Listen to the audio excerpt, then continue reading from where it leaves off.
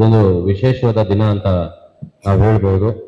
Lions club Belthangady ಮತ್ತು ಬೆಳ್ತಂಗಡಿ ಪೊಲೀಸರು ಹಾಗೂ ಅನೇಕ ಸಂಘ ಸಂಸ್ಥೆಗಳು, ಮಾಧ್ಯಮದವರು ಎಲ್ಲರೂ ಕೈ ಜೋಡಿಸಿ ಈ ಒಂದು ಜಾಗೃತಿ ಅಭಿಯಾನ ಅಥವಾ ಜಾಥಾನ ನೀವೆಲ್ಲ ಮಾಡಿದಿರಿ. ಇಷ್ಟು ಜನ ವಿದ್ಯಾರ್ಥಿಗಳು ನೂರಾರು ಸಂಖ್ಯೆಯಲ್ಲಿ ಭಾಗವಹಿಸಿ ಬೆಳ್ತಂಗಡಿ ಪಟ್ಟಣದ ಜನತೆಗೆ ನಿಮ್ಮಿಂದ ಒಂದು ಸಂದೇಶನ ನೀವು ಇವತ್ತು ಕೊಟ್ಟಿದ್ದೀರಿ. ಯಾವುದೇ ಕಾರಣಕ್ಕೂ ಮಾದಕ ವಸ್ತುಗಳ ವ್ಯಸನಿಗಳಾಗಬಾರ್ದು, ಅದರ ವ್ಯಸನಿಗಳು ಯಾರಾದ್ರೂ ಇದ್ರೆ ಆ ಚಟದಿಂದ ಆಚೆ ಬರಬೇಕು ಅನ್ನೋ ಒಂದು ಮೆಸೇಜನ್ನ ನೀವು ಸಾರ್ವಜನಿಕರಿಗೆ ಕೊಟ್ಟಿದ್ದೀರಿ. ಮತ್ತೆ ಆ ಒಂದು ಸಂದೇಶವನ್ನ ನೀವು ಕೂಡ ಸ್ವತಃ ಸ್ವೀಕರಿಸಿದಿರಿ ಅನ್ನೋ ಒಂದು ಭಾವನೆ ನನಗಿದೆ. ಈ ಒಂದು 5-10 ವರ್ಷಗಳ ಹಿಂದೆ ನಾವು ಯೋಚನೆ ಮಾಡೋದಾದ್ರೆ ಮಾದಕ ವ್ಯಸನ ಅಥವಾ ಡ್ರಗ್ ಅಡಿಕ್ಷನ್ ಅಂದ್ರೆ ಕೇವಲ ನಗರಗಳಲ್ಲಿ, ಅದು ಪರ್ಟಿಕ್ಯುಲರ್ಲಿ ಮಹಾನಗರಗಳಲ್ಲಿ, ಮೆಟ್ರೋಪಾಲಿಟನ್ ಸಿಟೀಸ್ ಅಲ್ಲಿ ದುಡ್ಡಿರೋಂತ ಜನರು ಮಾಡುವಂತ ಒಂದು ಶೋಕಿ ಅಂತ ಸಾಕಷ್ಟು ಜನ ನಾವು ಎಲ್ಲ ತಿಳ್ಕೊತಾ ಇದ್ವಿ. ಅದು ನಮ್ಮೂರಲ್ಲಿ ಇಲ್ಲ, ಏನು ತಾಲೂಕು ಮಟ್ಟಕ್ಕೆ ಬಂದಿಲ್ಲ, ಜಿಲ್ಲಾ ಮಟ್ಟಕ್ಕೆ ಬಂದಿಲ್ಲ, ಅಥವಾ ಹೋಬಳಿ ಮಟ್ಟಕ್ಕೆ ಬಂದಿಲ್ಲ, ನಾವು ಅದ್ರ ಬಗ್ಗೆ ಚಿಂತೆ ಮಾಡೋದು ಬೇಡ ಅಂತ ಸಾರ್ವಜನಿಕರು ಕೂಡ ಯೋಚನೆ ಮಾಡ್ತಿದ್ರು. ಪೊಲೀಸ್ ಇಲಾಖೆ ಕೂಡ ಅದೇ ರೀತಿ ಯೋಚನೆ ಮಾಡ್ತಾ ಇತ್ತು. ಅದೇನಂತ ದೊಡ್ಡ ಚಾಲೆಂಜ್ ನಮ್ಗೆ ಆಗಿರ್ಲಿಕ್ಕಿಲ್ಲ ಅಂತ. ಬಟ್ ಆದ್ರೆ ಕಳೆದ ಕೆಲವು ವರ್ಷಗಳಿಂದ ಮತ್ತು ಅತಿ ರ್ಯಾಪಿಡ್ ಆಗಿ, ಅಂದ್ರೆ ಆದಷ್ಟು ತುಂಬಾ ಸ್ಪೀಡ್ ಆಗಿ ಇದರ ರೀಚ್ ಆ ಮಹಾನಗರಗಳಿಂದ ಜಿಲ್ಲಾ ಮಟ್ಟಕ್ಕೆ, ಜಿಲ್ಲಾ ಮಟ್ಟದಿಂದ ತಾಲೂಕು ಮಟ್ಟಕ್ಕೆ, ತಾಲೂಕು ಮಟ್ಟದಿಂದ ಈಗ ಹೋಗ್ಲು ಆಗಿರ್ಬೋದು, ಹಳ್ಳಿಗಳಾಗಿರ್ಬೋದು, ಎಲ್ಲ ಒಂದು ವರ್ಗದವರು, ಅದೇನ್ ದುಡ್ಡಿರೋರು ಅಂತಲ್ಲ, ದುಡ್ಡಿರೋರು, ಇಲ್ಲದೆ ಇರೋರು, ಕೂಲಿ ಮಾಡೋರು ಎಲ್ಲರನ್ನೂ ಈ ಪಿಡುಗು ಆವರಿಸ್ಕೊಂಡ್ಬಿಟ್ಟಿದೆ. ಎಲ್ಲಾ ಒಂದು ವರ್ಗದ ಜನರು, ಪರ್ಟಿಕ್ಯುಲರ್ಲಿ ಯುವ ಜನರು ಇದಕ್ಕೆಲ್ಲ ದಾಸರಾಗ್ತಾ ಇದ್ದಾರೆ. ದಾಸರಾಗಿ ಎಷ್ಟೋ ಜನ ಅವ್ರು ಏನೋ ಒಂದು ಒಳ್ಳೆ ಚೆನ್ನಾಗಿ ಓದ್ತಾ ಇರ್ತಾರೆ, 10th ಸ್ಟ್ಯಾಂಡರ್ಡ್ವರೆಗೂ ಒಳ್ಳೆ ಮಾರ್ಕ್ಸ್ ತಗೊಂಡಿರ್ತಾರೆ, PUC ಒಳ್ಳೆ ಮಾರ್ಕ್ಸ್ ತಗೊಂಡಿರ್ತಾರೆ. ನಂತರದ ದಿನಗಳಲ್ಲಿ ಅವರು ದಾರಿ ತಪ್ಪಿ ಅವರ ಇಡೀ ಫ್ಯೂಚರ್ನ ಹಾಳು ಮಾಡ್ಕೊಳ್ಳೋದಲ್ದಲೆ ಅವರ ತಂದೆ ತಾಯಿ ಅವ್ರ ಮೇಲೆ ಇಟ್ಟಂತ ನಂಬಿಕೆಗಳನ್ನ, ವಿಶ್ವಾಸವನ್ನ, ಮತ್ತೆ ಏನು ಅವರು ಕನ್ಸ್ಕೊಂಡಿರ್ತಾರೆ ಅದನ್ನೆಲ್ಲ ನುಚ್ಚುಗಳು ಮಾಡ್ತಾ ಇದ್ದಾರೆ.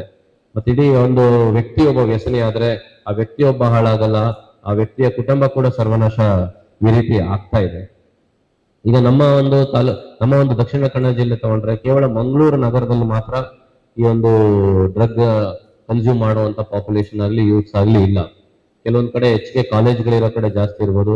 ನಾವು ನಿನ್ನೆ ಕೂಡ ಪುತ್ತೂರು ನಗರದಲ್ಲಿ ಒಂದು MDMA ಕೇಸ್ ಮಾಡಿದ್ವಿ, ಲಾಸ್ಟ್ ವೀಕ್ ಸುಳ್ಯದಲ್ಲಿ ಮಾಡಿದ್ವಿ, ಬೆಳ್ತಂಗಡಿಲೂ ನಮ್ಮಲ್ಲಿ ಗಾಂಜಾ ಕೇಸ್ಗಳು ಉಪ್ಪಿನಂಗಡಿಲೂ ಆಗಿದ್ದಾವೆ. ಹಾಗಾಗಿ ನಾನು ನಿಮಗೆ ರಿಕ್ವೆಸ್ಟ್ ಮಾಡ್ಕೊಳ್ಳೋದು ಏನು ಅಂದ್ರೆ, ಯಾವುದೇ ಕಾರಣಕ್ಕೂ ನೀವು ಈ ವ್ಯಸನಗಳಿಂದ ದೂರ ಇರಲಿಕ್ಕೆ ಪ್ರಯತ್ನ ಮಾಡಿ. ಖಂಡಿತವಾಗ್ಲೂ ದೂರ ಇರಲಿಕ್ಕೆ ಸಾಧ್ಯ ಇದೆ. ಎಲ್ಲರೂ ಅನುಭವಿಸದೆ ಅದು ಕೆಟ್ಟದ್ದು ಅಂತ ತಿಳ್ಕೊಳ್ಳುವಂತ ಅವಶ್ಯಕತೆ ಇಲ್ಲ. ಬೇರೆಯವರ ಅನುಭವಗಳಿಂದಲೂ ನಾವು ತಿಳ್ಕೊಂಡು ಅದರಿಂದ ದೂರ ಇರೋದು ಒಳ್ಳೆಯದು. ಈಗ ಮನೆ ಶಾಸಕರು ತಮ್ಮ ಅನುಭವ ಹೇಳಿದ್ರು, ಅವರ ಅನುಭವದಿಂದ ನಮಗೆ ಗೊತ್ತಾಯ್ತು, ನಿಮಗೆ ಗೊತ್ತಾಯ್ತು ಅದು ಮಾಡೋದು ತಪ್ಪು ಅಂತ. ಅದು ಅವ್ರಿಗೆ ಇತ್ತು. ಸೊ ಆ ಒಂದು ಅವರ ಅನುಭವದಿಂದ ನಾವು ತಿಳ್ಕೊಂಡು ಅದು ಮಾಡೋದು ತಪ್ಪು ಅಂತ ಪ್ರಯತ್ನ ಮಾಡ್ದಲೇನೆ ಅದರಿಂದ ದೂರ ಹೋಗುವಂಥದ್ದು ಬಹಳ ಒಂದು ವಿವೇಕ ಇರುವಂತ ವ್ಯಕ್ತಿಗಳು ಮಾಡುವಂತ ಕೆಲಸ. ನಮ್ಗೆ ಅರ್ಥ ಆಗತ್ತೆ, ಯುವ ಜನರಿಗೆ ಸಾಕಷ್ಟು ಹುಮ್ಮಸ್ಸಿರುತ್ತೆ, ಎನರ್ಜಿ ಇರುತ್ತೆ, ನಿಂತ ಕಡೆ ನಿಲ್ಲಕ್ಕಾಗಲ್ಲ, ಕೂತ್ ಕಡೆ ಕೊಡಕ್ಕಾಗಲ್ಲ, ಏನಾದ್ರೂ ಒಂದು ಹೊಸ ಪ್ರಯತ್ನ ಮಾಡೋಣ, ಏನಾದ್ರೂ ಒಂದು ಬೇರೆ ತರ ಆಕ್ಟಿವಿಟೀಸ್ ಮಾಡೋಣ ಅಂತ ಎಲ್ಲರಿಗೂ ಒಂದು ಹುಮ್ಮಸ್ಸಿರುತ್ತೆ, ಜೋಶ್ ಇರುತ್ತೆ. ಆ ನಿಮ್ಮ ಎನರ್ಜಿನ ನೀವು ರೈಟ್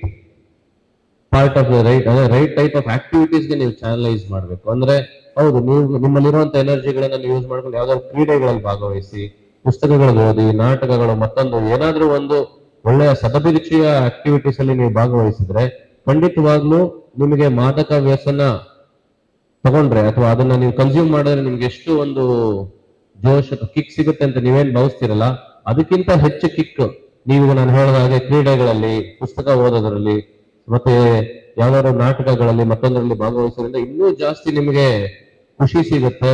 ಅದೊಂದು ಹೆಲ್ದಿ ಮೈಂಡ್ ನ ಡೆವಲಪ್ ಮಾಡ್ಲಿಕ್ಕೆ ನಿಮ್ಗೆ ಅವಕಾಶ ಆಗುತ್ತೆ. ಹೆಲ್ದಿ ಮೈಂಡ್ ಯಾವಾಗಿರುತ್ತೆ ಅದು ಹೆಲ್ದಿ ಬಾಡಿ ಆಗಿ ಪರಿವರ್ತಿಸುತ್ತೆ. So healthy mind and healthy body ಯಾವಾಗ ನಿಮ್ಗಿರುತ್ತೆ, ನೀವು ಕೂಡ ಸುಖವಾಗಿರ್ತೀರಿ, ಆರೋಗ್ಯವಾಗಿರ್ತೀರಿ. ನಿಮ್ಮ ಸುತ್ತಮುತ್ತಲಿನವರಿಗೆ ನೀವು ಒಂದು ಪಾಸಿಟಿವ್ ಎನರ್ಜಿನ, ನೀವು ವೈಬ್ಸ್ ಅನ್ನ ಕೊಡ್ತೀರಿ. ಹಾಗಾಗಿ ನಿಮ್ಮ ಸುತ್ತಮುತ್ತ ಯಾವಾಗ್ಲೂ ಸುಖ, ಸಂತೋಷ, ನೆಮ್ಮದಿ ಆವರಿಸ್ಕೊಳ್ಳುತ್ತೆ. ಹಾಗಾಗಿ ನಾನು ಈ ಒಂದು ಇಲಾಖೆಯ ಅಧಿಕಾರಿಯಾಗಿ ನಿಮ್ಮ ಮುಂದೆ ಕೇಳ್ಕೊಳ್ಳೋದಿಷ್ಟೇ, ಇಲ್ಲಿ ಕೂತು ನಾವೇನೆಲ್ಲ ಹೇಳ್ಬೋದು, ಒಳ್ಳೆ ಒಳ್ಳೆ ಮಾತುಗಳಲ್ಲಿ ನಿಮಗೆ ಈ ರೀತಿ ಒಳ್ಳೇದಾಗಿರ್ಲಿ, ಚೆನ್ನಾಗಿರಿ, ಚೆನ್ನಾಗಿ ಓದಿ ಮಟ್ಟಿ ಮಾಡಿ ಅಂತೆಲ್ಲ ಹೇಳ್ಬೋದು.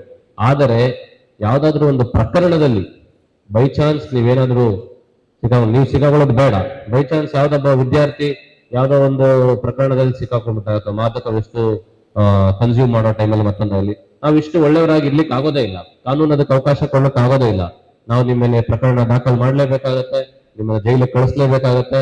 ಜೈಲಿಗೆ ಕಳಿಸಿದಾಗ ನಿಮ್ಗೆ ಮುಂದೆ 108 ಆಸೆ ಆಕಾಂಕ್ಷೆಗಳಿರ್ತವೆ. ನಾನು ದೊಡ್ಡವನಾದ್ಮೇಲೆ ಸೀನಿಯರ್ ಇದಾದ್ಮೇಲೆ ನಾನು ಫಾರಿನ್ಗೆ ಹೋಗ್ಬೇಕು, ಅಲ್ಲಿ ಹೋಗಿ ಬೇರೆ ಕಡೆ ಕೆಲಸ ಮಾಡ್ಬೇಕು, ಮತ್ತೆ ಇಲ್ಲ ಒಳ್ಳೆ ಕಂಪ್ನಿಯಲ್ಲಿ ಕೆಲಸ ಮಾಡ್ಬೇಕು. ಒಂದು FIR ಆಯ್ತು ಅಂದ್ರೆ ಅದೆಲ್ಲಾನು ನುಚ್ಚುನೂರಾಗುತ್ತೆ. ನಿಮ್ಗೆ ಯಾವ ಕಾರಣಕ್ಕೂ ಪಾಸ್ಪೋರ್ಟ್ ಸಿಗೋದಿಲ್ಲ. ನಿಮ್ದು ಪೊಲೀಸ್ ವೆರಿಫಿಕೇಶನ್ಗೆ ಕಂಪ್ನಿಯವ್ರು ಕಳಿಸಿದಾಗ ನಾವು ಇದೊಂದು ಇದು ಚೆನ್ನಾಗಿಲ್ಲ ಕ್ಯಾರೆಕ್ಟರ್ ಅಂತ ಹೇಳಿ ರಿಟರ್ನ್ ಮಾಡ್ತೀವಿ, ಎಲ್ಲೂ ಕೆಲಸಗಳು ಸಿಗೋದಿಲ್ಲ. ಸೊ ಈ ತರ 108 ಪ್ರಾಬ್ಲಮ್ ನ ಸುಳಿಗಳಲ್ಲಿ ನೀವು ಸಿಕ್ಕಾಕೊಳ್ತೀರಿ. ಹಾಗಾಗಿ ಒಳ್ಳೆ ಮಾತಿನಲ್ಲಿ ನಾವು ಹೇಳ್ತೀವಿ, ನಾವು ಅಂತಲ್ಲ, ಹಿರಿಯರು ಹೇಳಿದ್ರು, ಕುಟುಂಬದವರು ಹೇಳಿದ್ರು, ಸಾರ್ವಜನಿಕರು ಹೇಳಿದ್ರು, ಅದನ್ನೆಲ್ಲ ನೀವು ಗ್ರಹಿಸಿಕೊಂಡು ನಿಮ್ಮಲ್ಲಿ ಯಾರಾದ್ರೂ ಆ ನಿಟ್ಟಿನಲ್ಲಿ ಹೋಗುವಂತವ್ರು ಇದ್ರು ಕೂಡ, ನೀವು ವ್ಯಸನಿಗಳಾಗದೇ ಇದ್ರು ಕೂಡ ನಿಮ್ಮ ಸುತ್ತಮುತ್ತಲು ಯಾರಾದ್ರೂ ಆಗಿರೋರು ನೀವು ಗಮನಿಸ್ತಾ ಇರ್ತೀರ. ಅದನ್ನ ನೋಡಿ ಐಡೆಂಟಿಫೈ ಮಾಡೋದು ಬಹಳ ಸುಲಭ.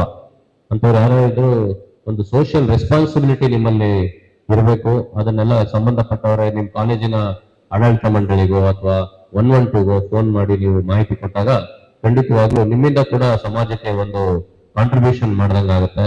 ಮತ್ತೆ ನಾಳೆ ದಿನ ನಾವು ನೀವೆಲ್ಲರೂ ಯುಗಾದಿ ಹಬ್ಬ ಆಚರಿಸ್ತಾ ಇದೀವಿ. ಯುಗಾದಿ ಹಬ್ಬ ಅಂದ್ರೆ ಒಂದು ಹೊಸ ವರ್ಷ, ಹೊಸ ಆರಂಭ ಅಂತ ನಾವೆಲ್ಲ ಭಾವಿಸ್ತೀವಿ.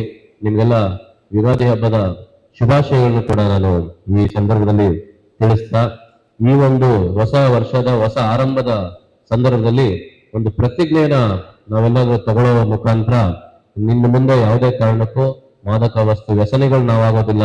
ಮಾದಕ ವಸ್ತುಗಳ ವ್ಯಸನಿಗಳು ಯಾರಾದ್ರೂ ಆಗಿದ್ರೆ ಅವ್ರನ್ನ ನಾನು ಸರಿಪಡಿಸೋ ನಿಟ್ಟಿನಲ್ಲಿ ನಾನು ಕ್ರಮ ತಗೊಳ್ತೀನಿ. ಅದನ್ನೇ ನೀವೇ ಹೋಗಿ ಪರ್ಸನಲ್ ಆಗಿ ಮಾಡುವಂತದಲ್ಲ, ಸಂಬಂಧಪಟ್ಟವ್ರಿಗೆ ತಿಳಿಸೋ ಮುಖಾಂತರ ಕ್ರಮ ತಗೊಳ್ತೀನಿ ಅನ್ನೋ ಒಂದು ಉದ್ದೇಶದೊಂದಿಗೆ ಇವತ್ತು ಒಂದು ನಾವು ಪ್ಲೆಡ್ಜ್ ನ ಮಾಡೋಣ.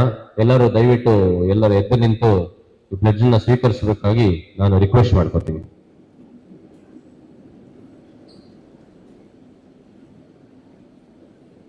ಎಲ್ಲರೂ ತಮ್ಮ ಬಲಗೈನ ಈ ರೀತಿ ಮುಂದೆ ಚಾಚಬೇಕು ಅಂತ ಕೋರ್ಪೆ.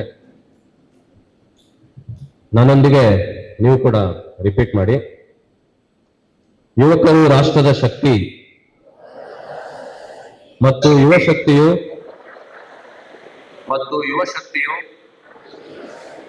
ಸಮಾಜ ಮತ್ತು ದೇಶದ ಅಭಿವೃದ್ಧಿಯಲ್ಲಿ ಪ್ರಮುಖ ಕೊಡುಗೆಯನ್ನು ನೀಡಿದೆ. ಆದ್ದರಿಂದ ಗರಿಷ್ಠ ಸಂಖ್ಯೆಯ ಯುವಕರು ಮಾದಕ ದ್ರವ್ಯ ಮುಕ್ತ ಭಾರತದ ಅಭಿಯಾನದಲ್ಲಿ ಜೊತೆಗೂಡುವುದು ಬಹಳ ಪ್ರಮುಖವಾಗಿದೆ. ದೇಶದ ಈ ಸವಾಲನ್ನು ಸ್ವೀಕರಿಸಿ ಇಂದು ನಾವು ನಶೆಮುಕ್ತ ಭಾರತ ಅಭಿಯಾನದ ಅಡಿಯಲ್ಲಿ ಒಂದಾಗೋಣ ಮತ್ತು ಸಮಾಜ, ಕುಟುಂಬ, ಸ್ನೇಹಿತರು ಮಾತ್ರವಲ್ಲದೆ ನಾವು ಮಾದಕ ದ್ರವ್ಯ ಮುಕ್ತರಾಗುತ್ತೇವೆ ಎಂಬ ಪ್ರತಿಜ್ಞೆಯನ್ನು ತೆಗೆದುಕೊಳ್ಳೋಣ. ಏಕೆಂದರೆ ಬದಲಾವಣೆ ನಮ್ಮಿಂದಲೇ ಆರಂಭವಾಗಬೇಕು. ಆದ್ದರಿಂದ ನಾವೆಲ್ಲರೂ ಸೇರಿ ನಮ್ಮ ದಕ್ಷಿಣ ಕನ್ನಡ ಜಿಲ್ಲೆ, ಕರ್ನಾಟಕ ರಾಜ್ಯವನ್ನು ಮಾದಕ ದ್ರವ್ಯ ಮುಕ್ತವಾಗಿ ಮಾಡಲು ದೃಢ ನಿರ್ಧಾರವನ್ನು ಕೈಗೊಳ್ಳೋಣ. ನಮ್ಮ ದೇಶವನ್ನು ಮಾದಕ ದ್ರವ್ಯ ಮುಕ್ತವಾಗಿಸಲು ನನ್ನ ಸಾಮರ್ಥ್ಯ ಮೀರಿ ಎಲ್ಲವನ್ನೂ ಮಾಡುತ್ತೇನೆ ಎಂದು ನಾನು ಪ್ರತಿಜ್ಞೆ ಮಾಡುತ್ತೇನೆ. ಜೈ ಹಿಂದ್. ಧನ್ಯವಾದಗಳು.